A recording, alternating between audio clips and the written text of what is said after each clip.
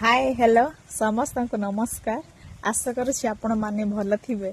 मु मध्य बहुत भल अच्छी कि जे आशा एया कि जे एंजॉय करिथिबे, भोजी करिथिबे, नाचिथिबे, गाइथिबे, कहा घर को जाइथिबे, फैमिली टूर रे जाइथिबे इत्यादि।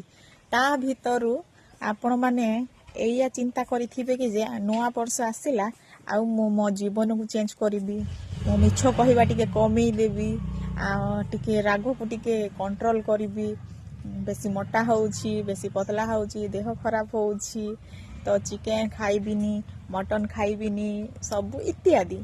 किंतु एटा खाली आमर कोन ना मनर खाली भावना चिंता। मु भी भाभी मु भी खाइबिनी, एटा करबिनी, सेटा करबिनी, किंतु सेटा हेलानी, हेले चेंज होलानी, खाली कैलेंडर चेंज होला।